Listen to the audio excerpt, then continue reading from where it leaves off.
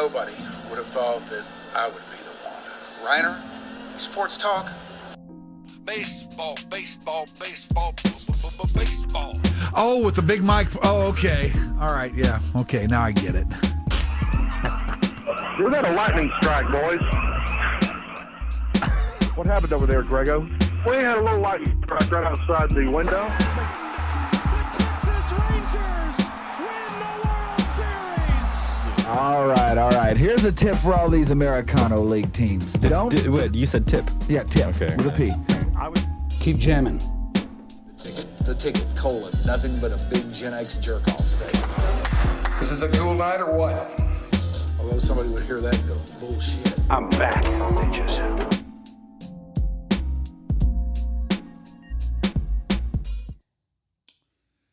Shout out to Panic Matt. I don't know where you are. I hope you're still around. I hope life is good for you, Panic Matt. I just wanted to start out today by extending a shout out to you because we were just talking about you. And, oh yeah, all good things. No bad things. Just a little shout out for you, that's all. Well, it is another episode of YDC. Hello to one and all. This is Monday, the 17th of August, and it's episode number 252, I'm told. And today, we are dipping into our pool of our stolen water colleagues and running one in here. This is one of my favorites. Have a lot of regard and respect for this man's work, have for a long time, and very glad to have him on board with us here at Stolen Water. You see his podcast, known as the Engel Angle. You read him in the Fort Worth Star-Telegram and have for several years. One or two, right? Yeah. 20-some. He is the great Mac Engel joining us here today. Thank you very much. No autographs. I have 3 questions for you right off the top. You ready? Okay. So thank you very much for having me. We did our fantasy football draft last week. Yeah. Where does the nickname Shoopy come from? I think we've told this story a few times now. Forgive me. I either heard it and forgot. Very good chance, but I don't remember. It's really a stupid story. Okay. I've been watching some TV show, and there was this, I can't even remember what it was, but on this show, it was an HBO show or a Showtime show or, one of those.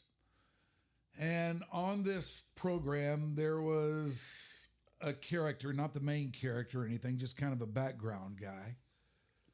But he was an old guy, and he thought he was so cool that he didn't have to bother to learn people's names.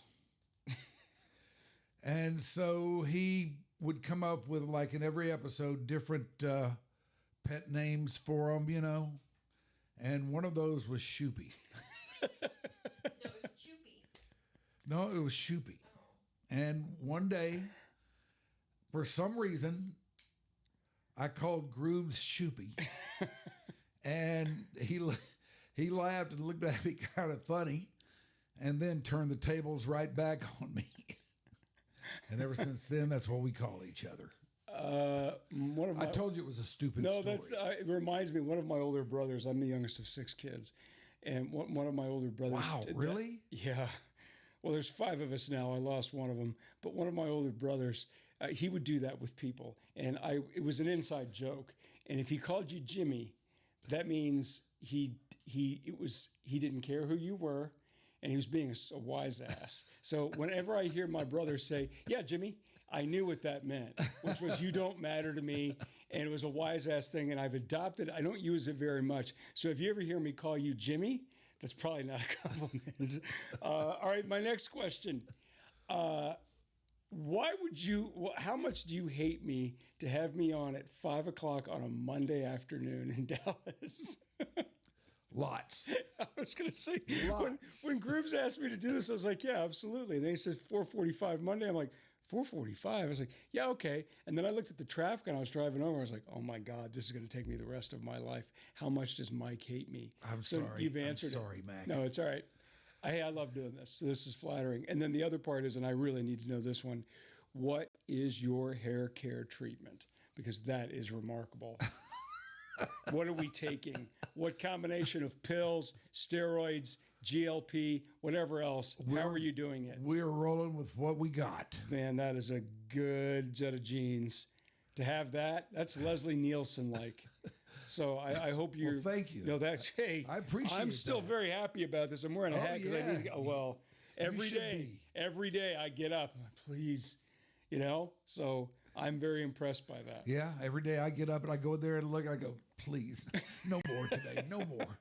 Let them all stay up there. Just one more day. Right. Give me one more day with every hair in place. That's all I want till tomorrow. Because every day after 50, the 4-head becomes a 5-head. Yeah. Then a 6-head. And Yeah. I'm at a 7-head right now. Yeah. But I still got it. So Well, I'm very about- happy. I'm at about a 15. a 15-head. Yeah. Yeah, that's right. Both hands. So how are you, man? I have no complaints unless we want me to complain. And then we're probably going to need, I don't know if the internet's big enough to hold my list of complaints. And what I have discovered is that no one really wants to hear me complain. No, they don't. I don't know about that. They don't want to hear you complain. I mean, if you want to sit here and complain, you can. I can. Yeah, but I learned also that nobody wants to hear me complain, so I just don't. I heard recently. What? What do you? Yeah, what what's do that we got, over there? Ashley? I think people might like to hear you bitch just a little bit. No, they don't. They don't, and I don't want to. I don't want to be a bitcher. I've been around too many bitchers in my life, and I don't like bitchers. This is what people want to hear, especially from Mike Rhyner. And I say this not sarcastically at all. They don't want to hear you bitch, but they would listen to you trash people.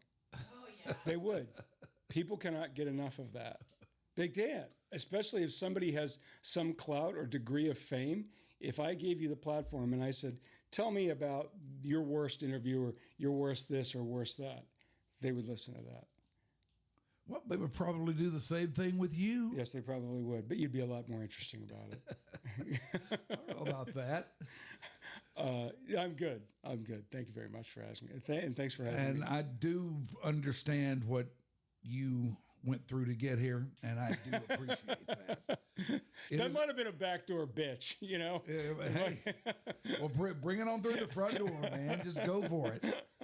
Because it is no day at Marineland, and I do know and understand this. And actually, I was thinking we were going to do Riverside today. No. I love. This morning. What? That was this morning. Oh, who Got was? canceled on. Really?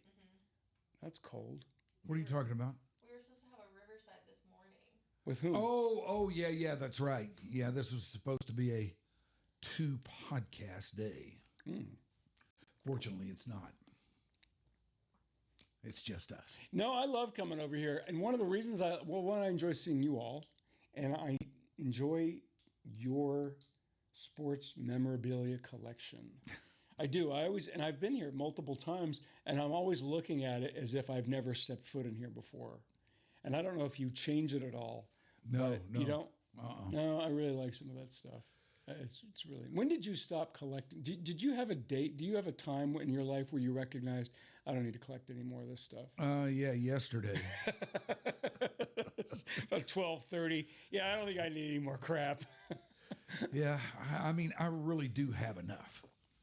But I mean, over the years, what can I say?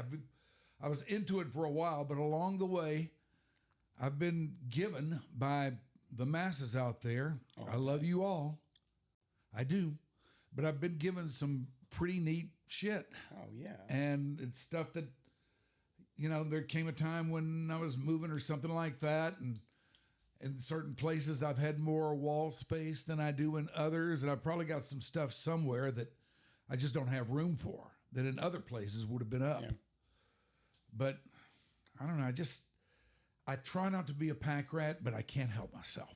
It's tough to avoid it, especially now with the availability of all of these things. And it used to be when we were, at least you had to go places and stumble into these things to find these rare possessions. Now you can just go to the internet and find them online in 5 seconds. Sure. So it's kind of taken the fun out. In a way, it's taken some of the fun out of it. And it's also dropped the value of the prices exponentially. Yeah. Well, some of this has been given to me. Some of it I just liked and went out and bought. But most of it was given to me by someone somewhere along the line. It's pretty neat. Do you have any Tom Petty thing in here? I don't think I do. I've never been really big on going overboard for his stuff or anything like that. No kidding. Okay, because I noticed. Is that the Beatles up there? That's the Beatles. And I thought maybe you would have had a Petty thing. Where is that picture from the Beatles? Let's see, which one is that one over to your right shoulder? Dallas. That's in Dallas. Yeah. Where is that? That is when they were here for their one gig here. That was at their press conference. They did a press conference that day. God. And that picture is taken at the press conference. Where they did the concert? Do you remember? Memorial Auditorium. How big was that? It's at about 10,000. Yeah, some 9, 10, something like that. It was the biggest room in town back then. 10,000 people for the Beatles. Because that was before they built the Tarrant County Convention Center.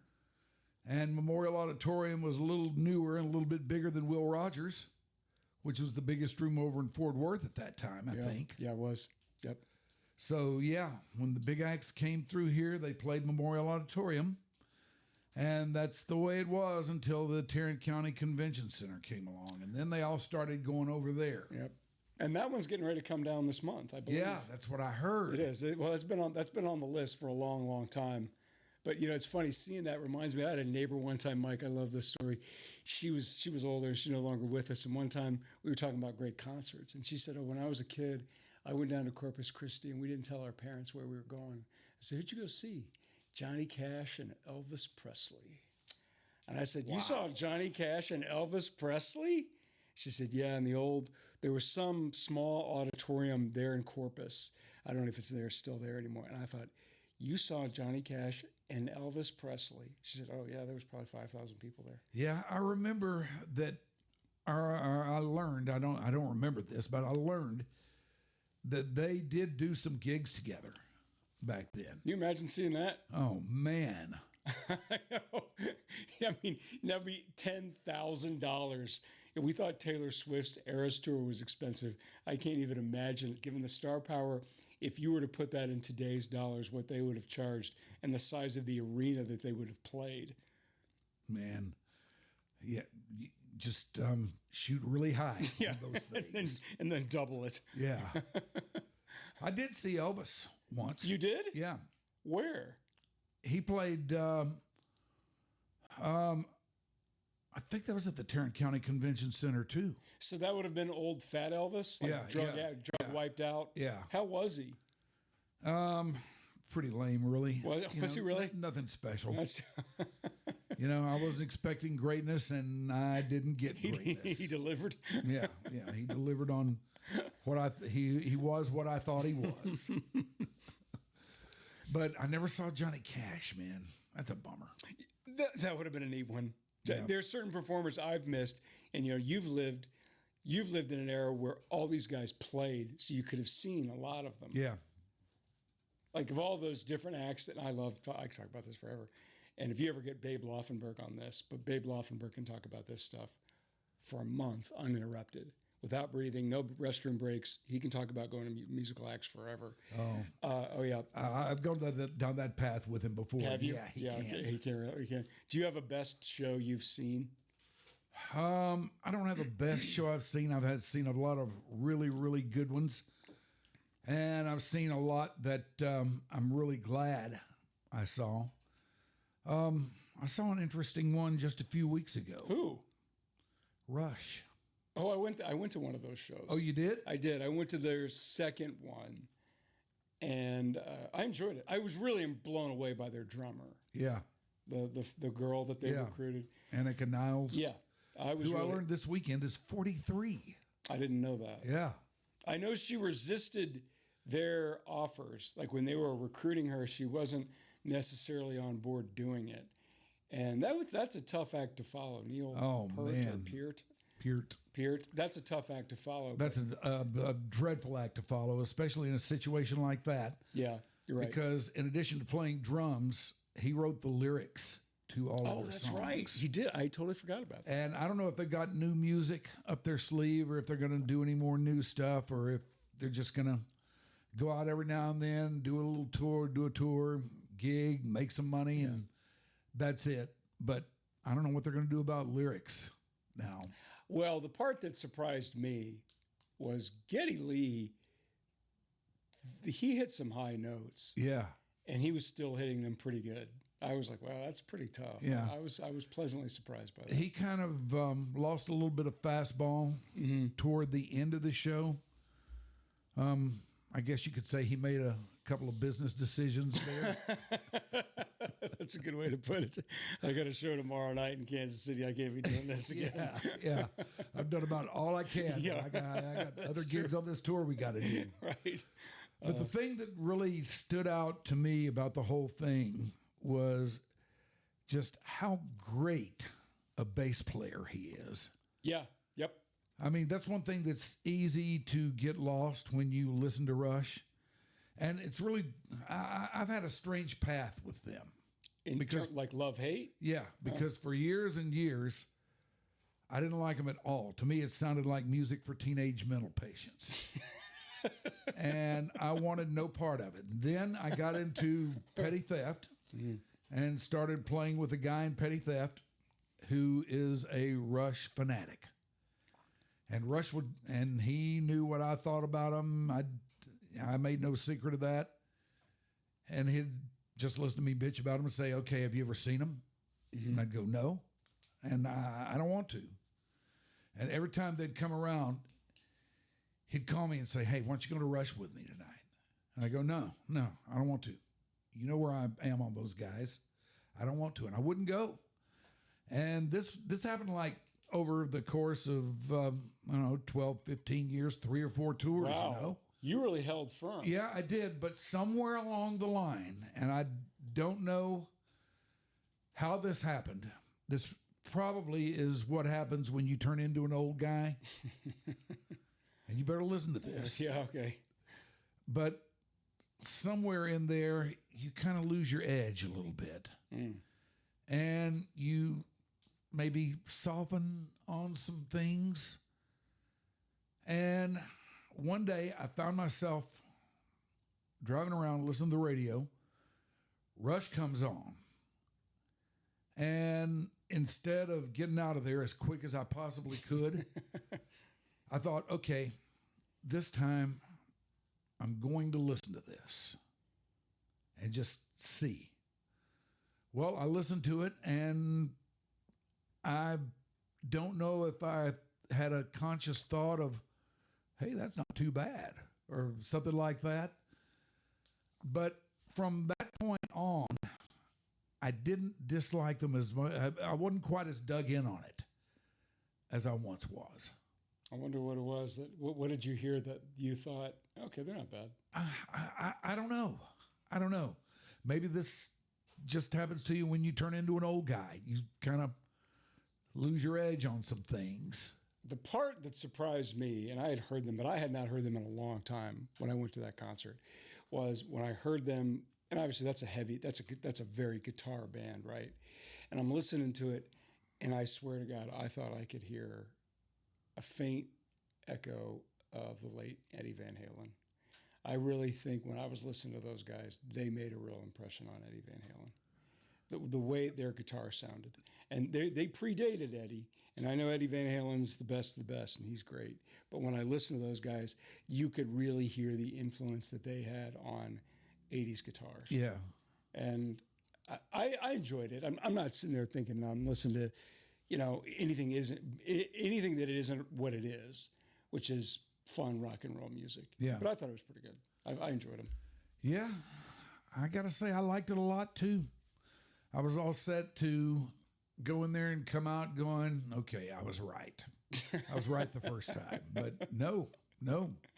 Liked it quite a bit. That was my last concert. Rush? The most recent one I went to. I don't know if it'll be my last one.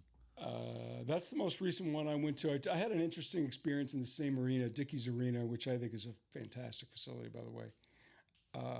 I took my daughter to see Lady Gaga in the spring. I've seen her too. She's great. She is great. She's awesome. And the one thing I didn't know about a Lady Gaga concert, I walked in basically wearing what I'm wearing now, middle-aged white guy attire. Right. You're in uniform. Absolutely. I am in uniform. I can fit in very seamlessly at some neighborhood function or anything along those lines where middle-aged white guys convene. But I'm in a Lady Gaga concert and I look around, I'm like, oh. Well, I did not realize gay men love Lady Gaga. Oh, yes. Oh, yes. I didn't know that. And they were dressed for the part. And needless to say, I stuck out just a little bit. Yeah. But it was a great show. It's a great show. She's awesome. I did too.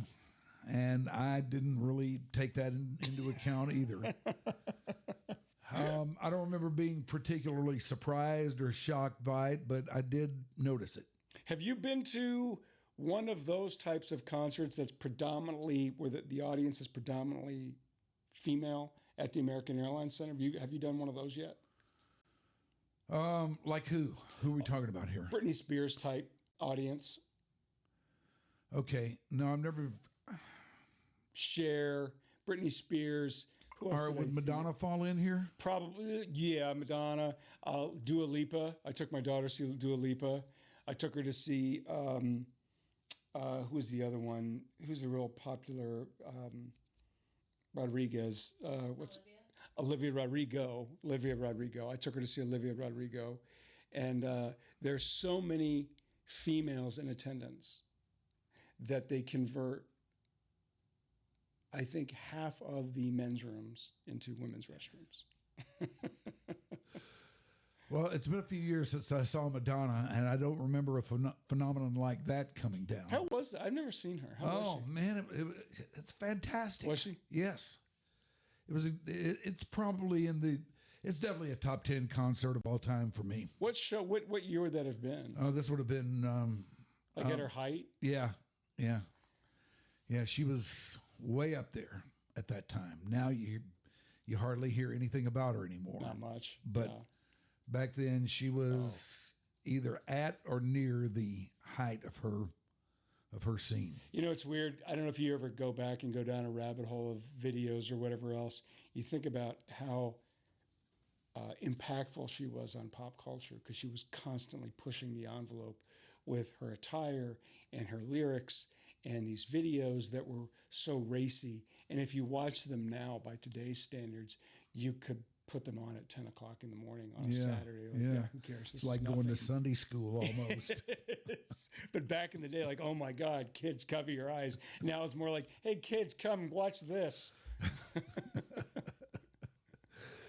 But yeah, she's the number one hot babe of all time for a reason. And for me, she still is. Really? Always will be, yes. Madonna is your number one hot babe of all time? Number one hot babe of all time. Wow. And I took the guys on Wayne's World to tell me that, but once they threw it out there, I thought, yeah, they're right. She is. I went and saw Dua Lipa, Mike. And my daughter's with me. And at one point she said, Dad, you're drooling. And she probably wasn't wrong. I've seen 1,000 shows. I've seen 1,000 performers. I've never seen a show where I'm watching the performer, and we had terrific seats. We had really good seats. And I'm sitting there, I'm like, oh my God, I am absolutely in love with this woman. It was just the most electric show I've ever seen. And I knew she was. I listened to her music. But there are certain performers that you see that you're like, oh my God. And I was in love that night. I thought she was the best. Would I know a Dua Lipa song?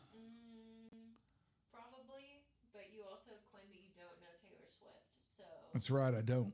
Do you not? I've never knowingly heard one Taylor Swift song. Well, the trick with that is you probably have heard these songs. Yeah, probably so. But you just don't know them by title. Yeah. And I'm guilty of that a lot of times. Would I know a Dua Lipa song? Physical, levitating. Wait a second. Y'all keep talking and I'll play you one. Oh, really?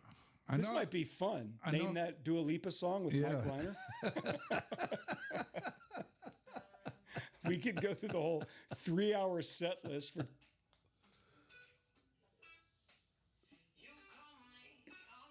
know this song. It took me a second. Sorry,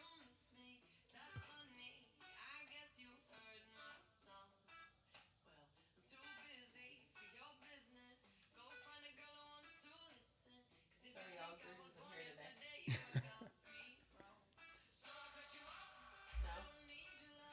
No? No. Doesn't do it for you? I don't know that. These are the two that I know. I couldn't list all of her songs. Yeah.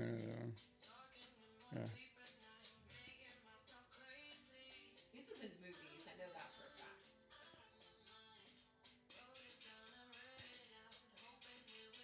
Okay, this sounds kind of familiar. But if I gotta say yes, I know it, or no, I don't. No, I don't. I think this is a Ashley, you could do multiple episodes of Name That Tune with Mike Rhyner. we have done a couple. Have you done this? That's good. Ready?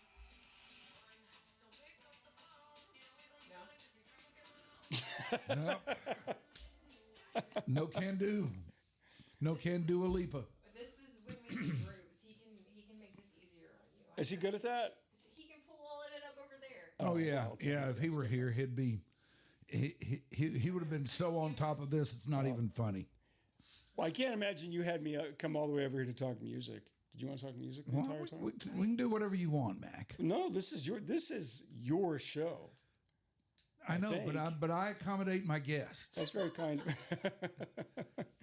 And usually they have something that they want to talk about, or I've got something, like Troy Aikman with Great him. I had guest. something I wanted to talk to, some stuff to talk to him about. Okay, I have a topic I want to talk to you All about. right. Because I know it matters a lot to you. I know it really, really matters a lot to you. And that is the current state of the local baseball team. Now, hang on. Let me give Okay. us a chance to set this All up. right. The Rangers at this time are a couple of games under 500. Mm-hmm. They have flirted with 500 pretty much since the start of the regular season. They have been in first place multiple times, long stretches, but they haven't really jumped far out ahead of 500, which is why they have fallen back down.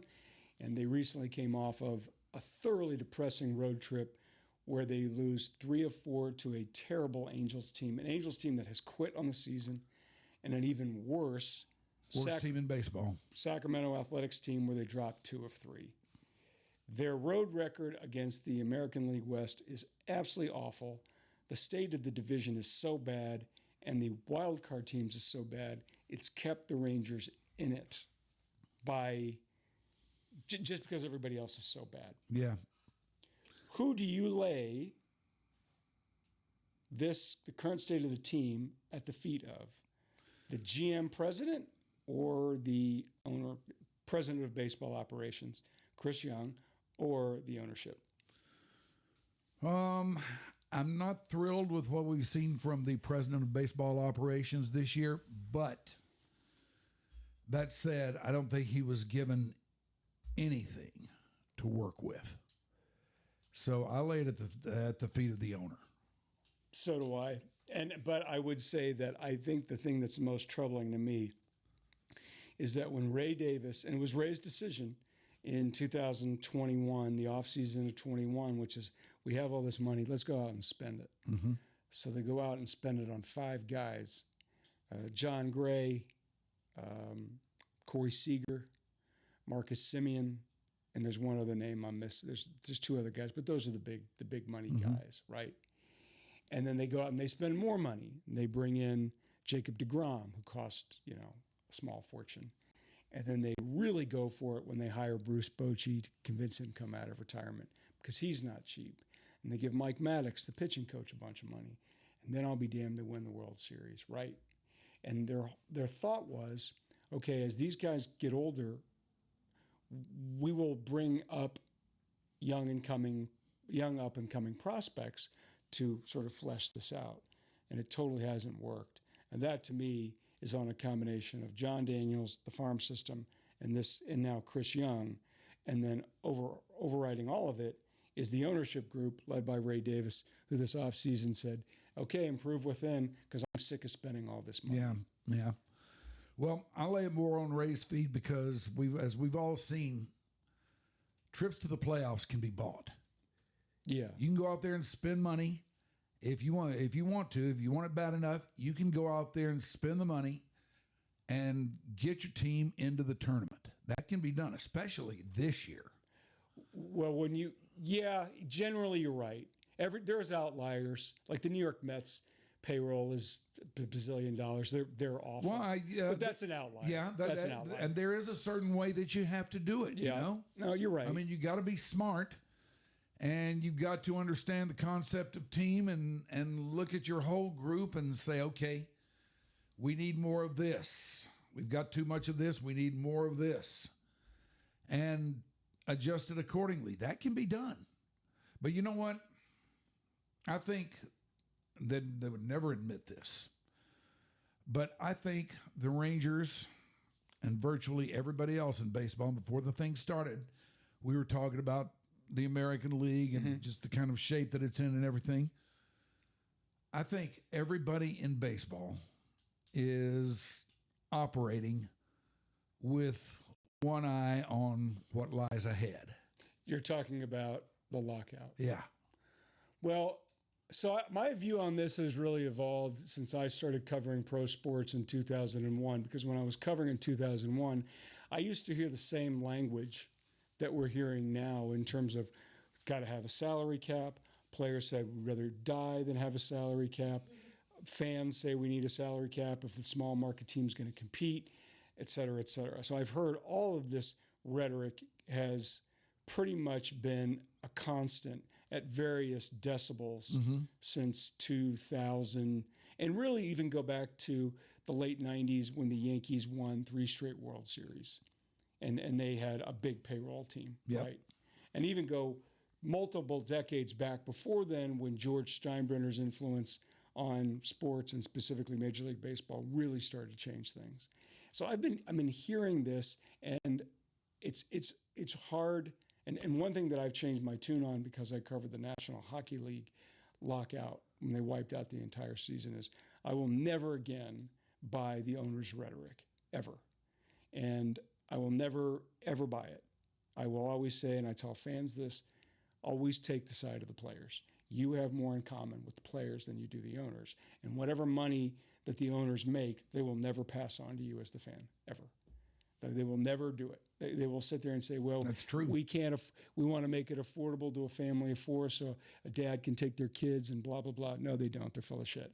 All they want to do is maximize which is fine. But just don't sell me that line of BS because you don't mean it. Yeah. This is entirely about protecting yourself against yourself so you can get the costs down. Yeah. It has nothing to do with, well, we want to make it more affordable. No, you don't. No, you don't. No, they don't. They don't.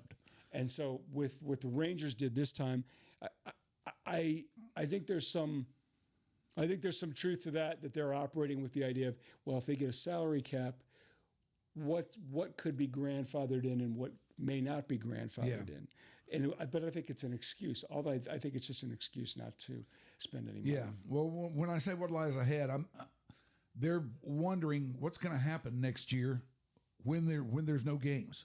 When the season rolls around and they haven't even been to spring training yet, there will be no games. I mean, the clubs still, on some level, have to operate. You know? Yeah, I mean, they do. They're going to work. They'll have layoffs and things like that. But nope, they're still operating. And but you think there's going to be a long lockout?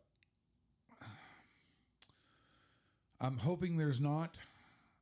And I really can't convince myself that there will be, because I think somewhere in there we'll reach a point sooner than later, I think, where good sense will prevail. As a Rangers fan, do you think as a Ranger, because one thing that we've seen, Mike, with the Rangers is that this is a top 5 media market, but the Rangers baseball team has never really functioned like a top 5 media market club because they don't have those kinds of revenues like the Yankees, Red Sox, and Dodgers. And I'm probably missing the Cubs and maybe one other one in there that they don't. Phillies maybe. So do you think the Rangers need a salary cap in order to be a better franchise. No, I don't think they need a salary cap to be a better franchise. I mean, we've seen what they've done in years past when there was no salary cap, and they operated just fine. They went out and spent money. They got guys in here. I mean, you may not like the guys they got in here, but they still got guys in here, Yep. you know? It's a place where, especially now with the new ballpark, and the guys, know that every single night they're not going to go home at the end of a 4-hour and 13-minute game, and they're just going to be so run down that they can't do anything because they've been out there sweating ass for the last 4 hours. They don't have to do that anymore. So the Rangers have it pretty good, I think one of the problems with the Rangers, like when Jacob deGrom declined the trade opportunity to Atlanta, to me that said two things. He loves it here. He's 38 years old. He does not want to move again. The Rangers are just good enough that he's not playing for a bad team. Yeah. He's not playing for a good team, but he's not playing for a bad team, which is different. And to me, it speaks to one of the bigger problems this team's had for the last 25 years, which is there is no belt to ass urgency in that clubhouse at all because everybody's so rich and everybody's just so damn comfortable. Yeah, no, I agree with that too. I mean, why do you think that is? Because that's been a problem across multiple ownership groups. I really don't know. The easy answer to that is that they need a kick-ass manager. But these days, guys won't play for a kick-ass manager. I don't even know if those guys. Yeah. That's. I mean, if you want your guys to go out there and play for you, then that is an unrealistic proposition because they won't do it. Give me a manager from the 90s that you thought that's a kick-ass manager and he would never last in today's game. You think of anybody? God, I don't know. Johnny Oates? No, I wouldn't say he was a kick-ass manager. Well, he could be prickly. He could be prickly, but he was mostly prickly with us. Now, I'm sure in the room when he needed to be prickly, he could be, but as far as being a real my way or the highway guy, I don't think he was. No, I don't. Ron Washington? Ron will never get a job like that again. No. Ron had some. You've got to, it's pro sports and the players make all the money. Ron had a little bit more of that in him than I think I realized initially, in terms of this is what we're doing and this is what we're doing. Yeah, but to me, he was always one of those guys who would try and talk you into doing it his way. You know, he wasn't a real hard ass or anything. He would just convince you that this is a better way to do this because of this and that. This is what I'm trying to get you to see. And well, I think it also too is person specific. Like the message, how you sell the message to, let's say, Adrian Beltre, is going to be a lot different than how you sell that message to a second-year player who's trying to Nicky Lopez. Yes, that's totally different. Yeah. And I'd say I like Skip Schumacher. I think Skip's a bright guy. He's a lot different than Bruce Bochy, a lot, and that's not necessarily a bad thing. The thing to me, the biggest indictment on the Rangers is, and this is just baffling to me, is the fact they can't develop their own talent. No, they can't. Josh Young is a really nice player. He can't stay healthy. Evan Carter. I don't know what he is anymore, but I know what he's not. Which is? What they thought he was going to be. 100%. And that was one I'll give myself credit on that one. That one's one I predicted. Because remember, he started as a rookie, and he's killing it. I'm like, once the league catches up to him, what's he going to do?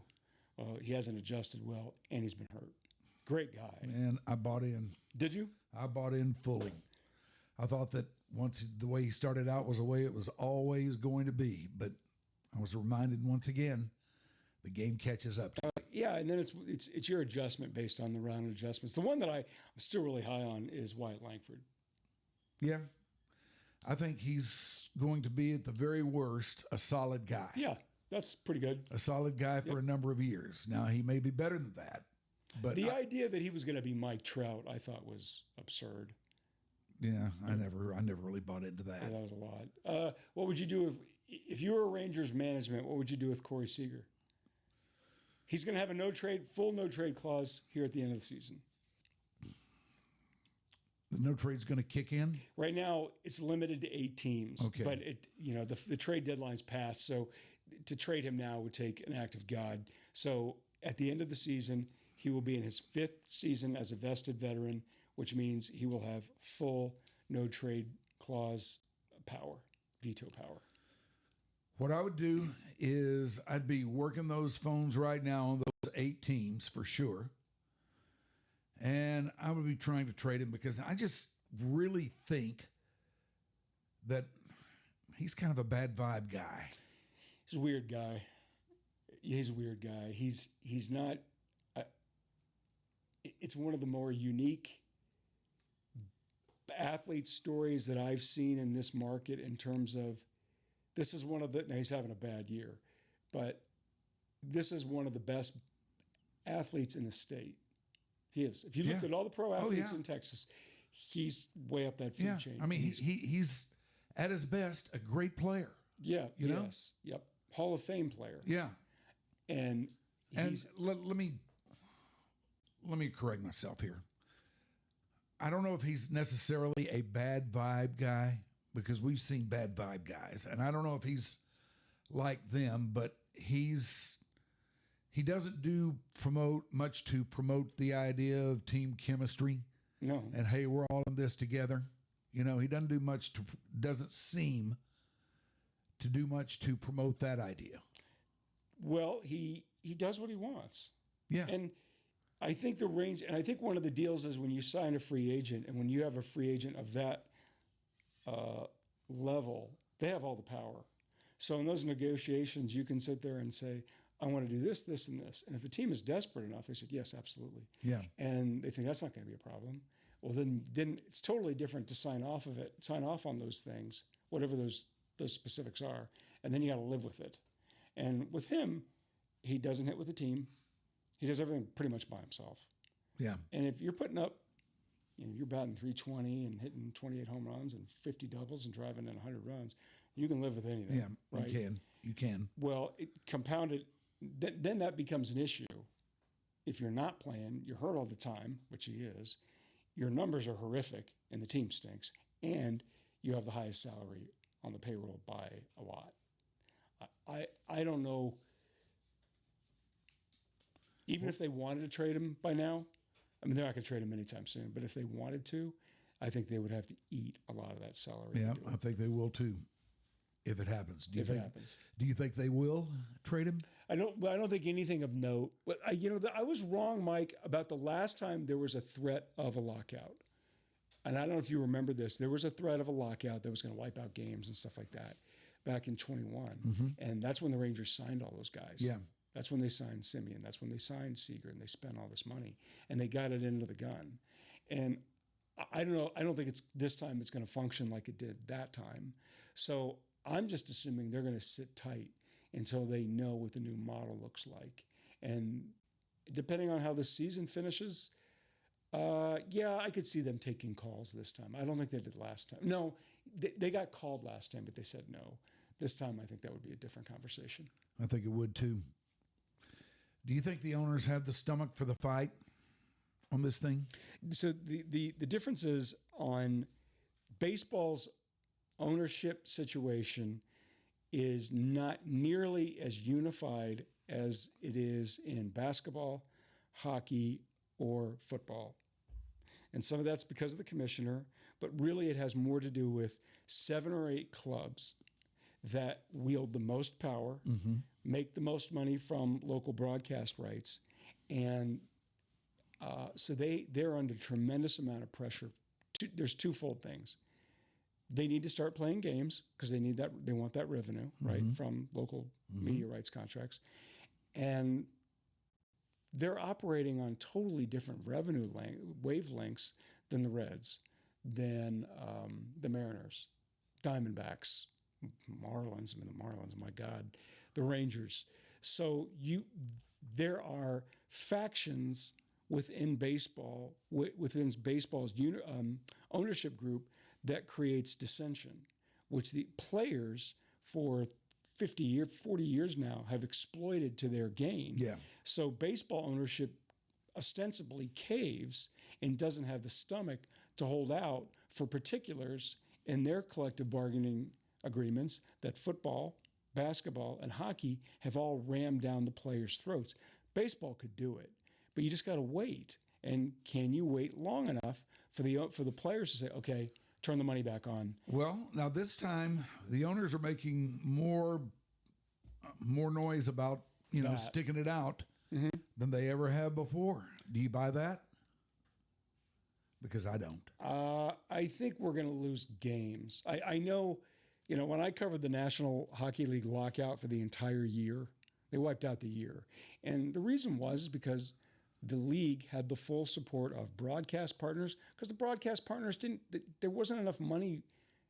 They weren't losing enough money for it to be significant. Yeah. Baseball is totally different. Everybody was on board with what Gary Bettman of the NHL was selling. Yes, do whatever you need to do. You need to lock them out for a year, go ahead. And the minute they did that, that union completely fell apart.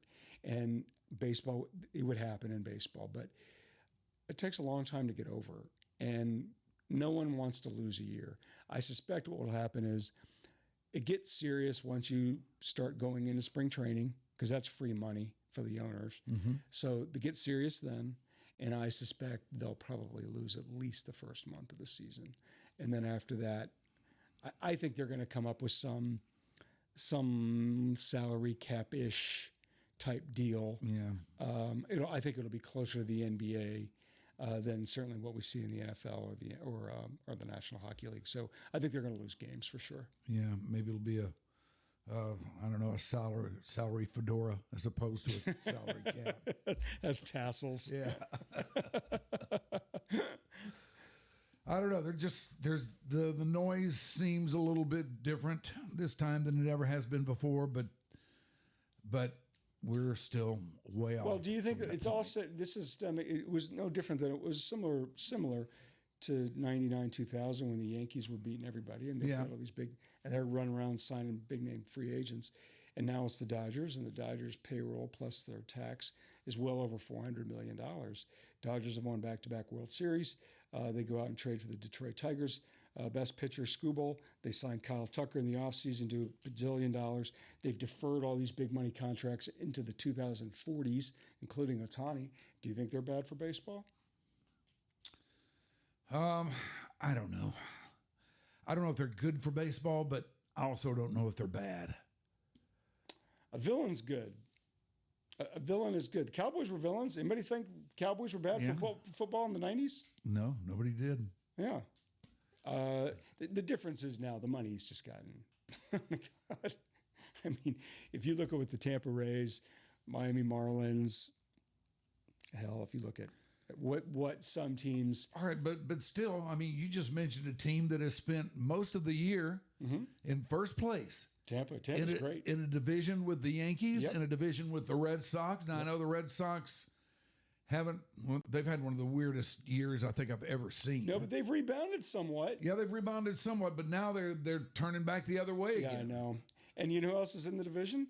The team that came within a hair of winning the World Series last year, Toronto. Yeah. And they've had a terrible year. Yeah. And they're in last place. Are they in last now? I think so. Baltimore jumped ahead of them? Yeah. So Tampa's model sounds so easy, but only Tampa's doing it, which is every couple of years we're going to build a really good team, and then we're going to have to break it down and build it back up again. And that means you got to draft really, really well, develop really, really well, which they've done. But you got to keep guys. And you know how many World Series they've won? 0. Yeah, none. So, All right, now where does Milwaukee fit into this? Milwaukee's another one. I mean, that they're that group that says, because they beat the Dodgers in a series. That's the regular season, but I keep coming back. Like, the best thing for baseball is to have a dominant team. Nothing sells like a dominant team, right? The Bulls, UConn basketball, Alabama football, the Patriots, the Cowboys of the 90s. Nothing moves the needle like a dominant team. So having the Dodgers is great. Having the Dodgers at $425 million and them win the World Series again, I'm not sure that's great for baseball. No, I don't think it is either. Having them do win you like that? Do you like the dominant team? I know, but I understand its value. When you're trying to sell something, a third grader can understand it. Yeah. Right? Yeah. So that part of it, I appreciate the marketing element in terms of how easy it is to sell that storyline. No, I like where the NBA is right now in terms of all these different teams are winning championships. That's what I like. Yeah. But I know in terms of you're trying to market and package something, a lot of people love watching Tiger Woods play golf, and they didn't give a crap about golf. Yeah. And I think, the Dodgers are, well, because part of the charm is let's see if they lose. That's one of the biggest points of sports confusion for me. What's that? This big markets, everybody else thing. You know, it's tiring, that whole isn't it? dichotomy. Yeah. It's, I don't know. I understand what you're saying about the big market teams and everything like that, and I get all that, but still, I wish there was some form of parity for everybody else. I agree. Because you want to be able to sell hope, right? Yeah. And you're right. In theory, anyway, you do. Do we have time for the mid-show read? Should we do that? We should, yeah. We can do it at the end. It doesn't need to be in the middle. Okay. All right. It's 5:53 right now. It All is? right. Do I have time to ask you questions? Sure. Okay. So this is something that I wanted. We went long on this, but I want to do this with you because of your. So are you familiar with the Proust Questionnaire? I think I've heard of it, but I'm not sure. Okay, so Marcel Proust was a Frenchman way back when, and he came up with these questions, and they're kind of fun to ask. And Vanity Fair uses a lot, and so I have fun with this with guests occasionally. I need to use it more, but this is I like good. Vanity Fair. Okay, yeah. What is your idea of perfect happiness, Mike Rhyner? My idea of perfect happiness is really pretty much all those around me at any given time being happy. Wow. Okay. What is a trait that you most deplore in yourself? A trait that I most deplore in myself. Yes, sir. All right, this is a relatively new trait that has presented itself more as I've gotten older. It hasn't always been there. But now, I don't have quite the stick-to-itiveness I used to have. And that bothers me. Okay. I used to be a really big stick-to-it guy. And now? Now, I'll say screw it real easy. What is your greatest extravagance? My greatest extravagance. God, I don't know. I'm an individual of very few. I don't have too many real extravagances. I don't really treat myself to things or anything like that. Occasionally, although I haven't done this in a long time, occasionally I'll take a nice trip. Nice trip. Yeah. Okay. On what occasion do you lie? My answer is most of them. My answer is, which one do I not lie on? Let's see. What quality do you most like in a woman? What quality do I most like in a woman? Level-headedness with a sense of humor. Level-headedness with a sense of humor. Now that's probably two. That's close enough.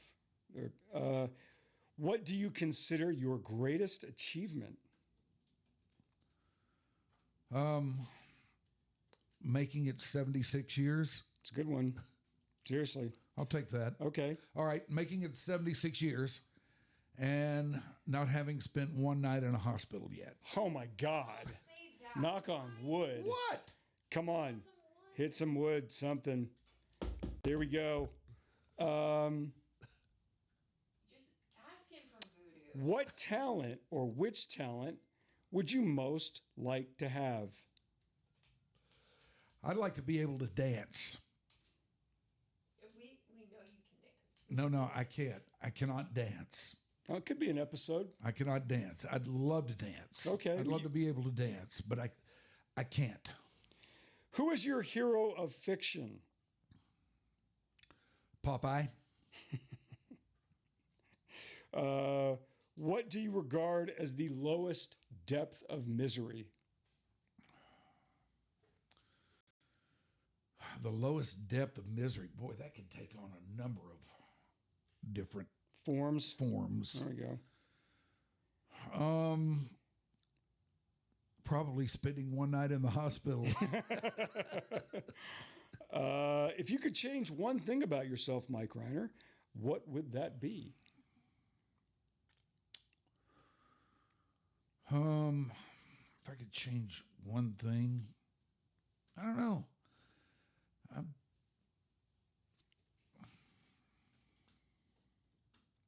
I wish I could be on time a little bit better. Okay. I used to be, but I'm not anymore. Blame the traffic. That's an easy out. Do you believe in regret? I hear a lot of people say, "Oh, I don't. You can't regret things." Bullshit. Yes, you can. Do you believe in regret? Yeah, I do, but I try not to do it. You know, I generally will err on the side of you do what you do and you live with the consequences. I'm done with that. Here's a good one. How would you like to die?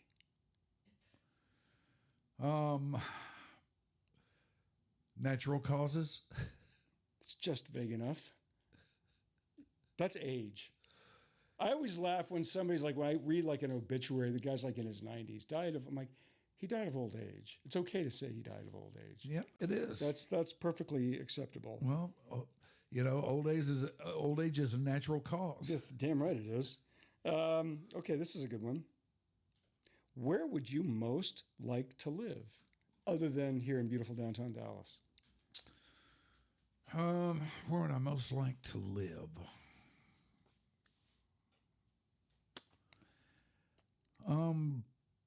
Some years back. No, I can't say that. I can't say that. That's not true. I was going to say Canada, but Canada's too cold. It's chilly. Yeah. Yeah. It's snowing there now. Yeah. I mean, I love Vancouver, but Vancouver's in Canada. Canada's too cold. So I guess do I have to go in the lower 48? You can go anywhere you want. Okay. I mean, if you want to say Hearst, you could say Hearst. Bedford. Actually, Euless is my preference. Okay. Which historical figure do you most identify with? And you cannot say Stalin. Cannot say Stalin? Can't say Stalin. Because I'm sure that was probably on the tip of your tongue. Brutal global dictator. It was a player. Right. Let's see. Historical figure that I most identify with. Rue McClanahan. That's the number one hot babe of all time material. She brought it. She did bring it. She did bring it. Golden Girls, sign me up. Although I was really into B. Arthur. Don't ask me why. Well, okay. Got a little something there. Historical figure that I most identify with. Probably John Lennon. Oh, that's a good one. I hadn't thought of that one. Okay. If you could die and come back as a person or a thing, what would it be? And I have to encapsulate all the traits of that thing. Good question. With Does not specify. With no idea of what I used to be. Yeah, you just totally know. Like when you come back as this noun, person, place, or thing, you have no idea what Mike Rhyner, whom or what Mike Rhyner was. Okay, give me dog. Dog. Yeah. I thought of that one. Dogs have a good life. Some of them do. My dog does. Some of them do. Some do. I bristle when I hear we don't deserve dogs because there's certain dogs that I look at and I'm like, brother, I don't know what you did to deserve that life. Yeah. I mean, you're living pretty good. What is your motto, Mike Rhyner?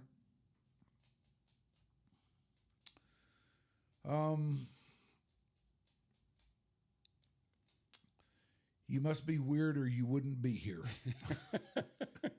Last two, these are mine. These are not part of the Marcel Proust questionnaire. Favorite all-time interview, and you can't say this one. Oh, God. Gosh, this one's so great, though. This is great. Favorite all-time interview?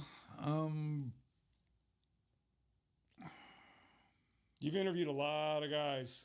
Yeah, I have interviewed a lot of guys, and none of them are coming to mind right now that you put me on the spot. Kevin Fox. I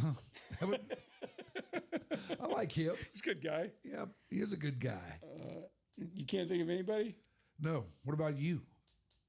Oh, well, hang on. I'll answer that. Let me ask this one. What's your least favorite all-time interview? I'm sure you had somebody on the ticket one time. You're like, get this guy off the air. All right, I'll give you a favorite. Give me a favorite. If we may go back to that. Okay. As you could probably tell by some of the things on the wall in here, I'm a big Johnny Unitas guy. Oh, that's a good one. And we got to talk to him, and everybody up there knew that I was a big Johnny Unitas guy. And for those who don't know, Johnny Unitas was a quarterback of the Baltimore Colts in the 50s and the early 60s. Their halcyon days, they were good every year, and Johnny Unitas was a boss. Not only was a great player, but if you weren't holding up your end of the operation, he would send your ass to the sideline and not have a second thought about it. And I really admired that about him. But anyway, he was in town for something or other, and we got him to come up to the station. And really? We got to interview him. He stayed with us for about an hour. Oh, he was really wow. great. What year would that have been? This was pretty early. This was 80s? No, this would have been in the. This was at the ticket. Oh, was that the ticket? Okay. Yeah, it was probably 98. So he was doing pretty good. Yeah, Oh, he that was would have doing been pretty neat. good. That would have been neat. Yeah. You have a least favorite? Anybody you're like, oh, God. Oh.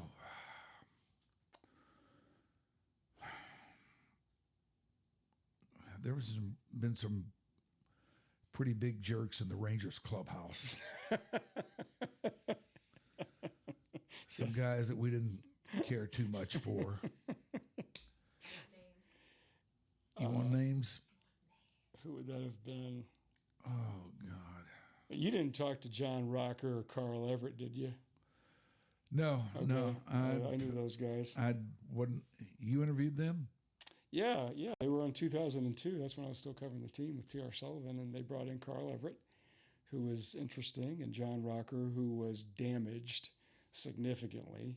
John was nice to me. He was not going to cure cancer, and his career was at the end. And I think he was trying so hard to hang on, but his relationship with the media was so bad at that point. Oh God, it was. And he created that for himself. I mean, he did that to himself. Yeah. He was okay with me, but I mean, it wasn't like I was going to him a lot. And Well, boy, you're about the only one.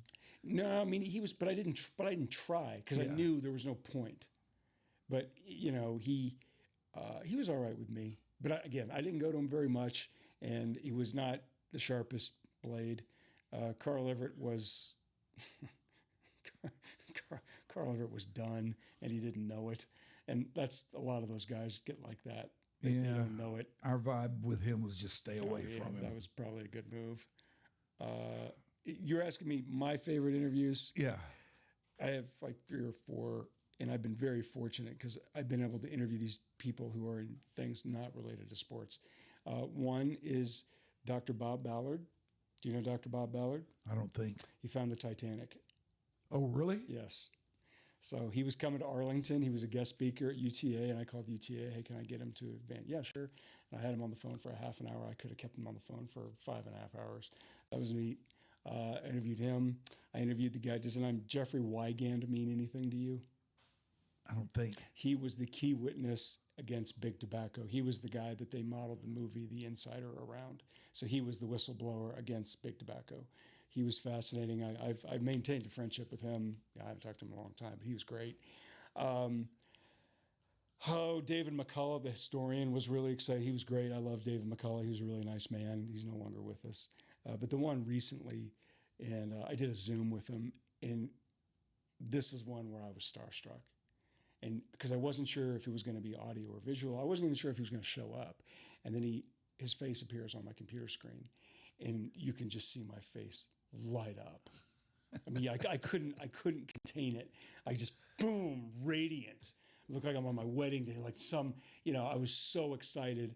And it was Stuart Copeland, the drummer of the Police. Oh, yeah. I interviewed him. Yeah, I remember you told me that. He's coming he down. was great. Oh, he's great. And so sometimes you meet these guys and they disappoint you. He did not. He was great. No. He was great. And he would talk about anything. Anything. Yes. And there was no question that was off limits. Not that I was going to ask anything, wildly inappropriate. Because I could have fanboyed him about the Police for an hour. And he was, sure. And I didn't, but I could have. And I've had a bunch of those. Vince Gill was great. Danny Elfman was fantastic. There's been a bunch of those. I've been really lucky to have those experiences. I've been very lucky. Man, that's one of life's real pleasures, is getting a good interview. Yeah, when they're into it. Yeah, getting to talk to somebody, and it's somebody that, number one, you're interested in. Yeah. That you like, you're a fan of, or you're curious about, or whatever. And you get to talk to them, and they're into it too. That's the hard part. When you connect with that guy. Well, because I'm sure you had interviews at the Ticket and probably other ones where they're just doing it to promote the movie, the album, the show, the book, whatever. And they're just looking at a clock, right? And then there are other ones where they're aware of the clock, but they're engaged. Yeah. And at the Ticket, we were really, really good about that. I mean, I don't know what it was, but we really found a way early on in the interview to connect with whoever we were talking to. Well, you loosened them up. You guys were really good at that. Really good at that. Like, I meant to say this to you. We were doing one of these remotes at the place in Dallas, the something Rose, whatever it's called. Smoky Rose. And it was 5 of us around a table. And Grego was there. And there was a window of time in there where you guys locked on. And it was great. It was magic. And I could see, I was like, wow, that's still really good radio. Yeah. And I meant to tell you that some time ago. And, that was a very, very special, and I'm sure you recognize it now, but when you had guests on, they were always so comfortable with you guys. Yeah, we were really, really lucky. Oh, you were good at it, though. You weren't lucky. I mean, you were lucky, but you were good at it, too. It was a lot of fun when you connect with one of those guys, and the thing transcends the interview and turns into just a conversation. Yes. That's when you know you're doing it right. Well, and then they're not, and if the PR person isn't there, they're not aware of the clock. Yeah. Which that seldom happens. Like, I did that with Aaron Sorkin, the screenwriter. I had him one time, and he was ready to talk. He wanted to talk. He could have talked to me forever, but the PR person's like, okay, we got to go. And he wanted to talk. He wanted to talk college football. There are a few times when the PR person wanted to go and then look over and say, just give us a few more minutes. Really? Yeah. Oh, yeah. Oh, yeah. that's... Yeah. That has not happened to me. That was really cool. And this has been really cool, too, having you on. Oh, thank you very much. I always love coming over here, Mike. Thank you very much for having me. I think you're really good at what you do. And, That's nice of you. I really enjoy having you in this little thing of ours, and I really appreciate you, pal. Likewise. Thank you very much, Mike. He is the great Mac Engel. You can read him in the Fort Worth Star-Telegram. You can hear him right here at Stolen Water, the Engel Angle. Go to stolenwatermedia.com, find his podcast, find all the rest of them that we have. Check them all out.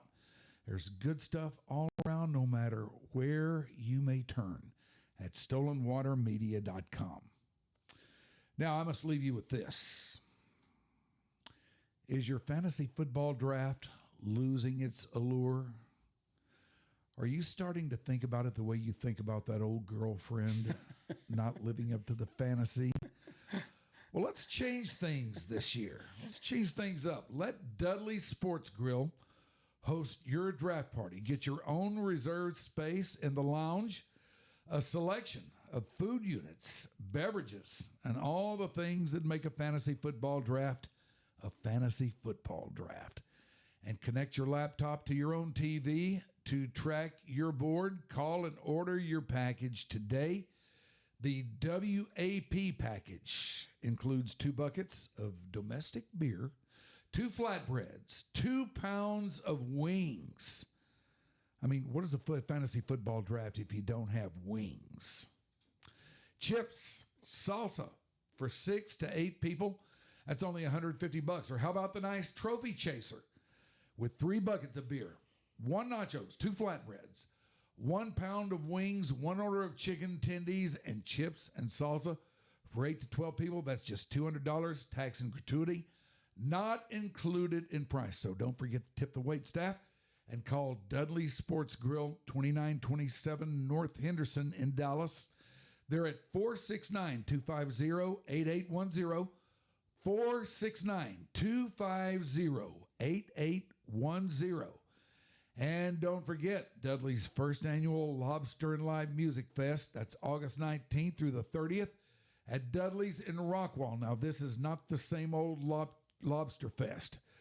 This is wild-caught Maine lobster, live music, signature cocktails, exclusive merch and swag, daily giveaways, and a $1,000 raffle.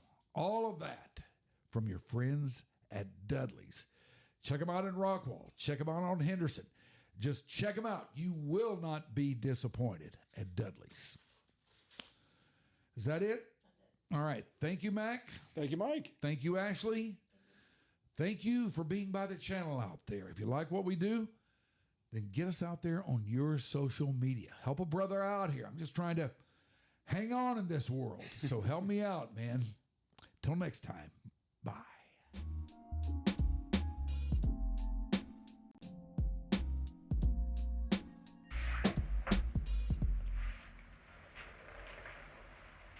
All right. I'm going to go take my pants off.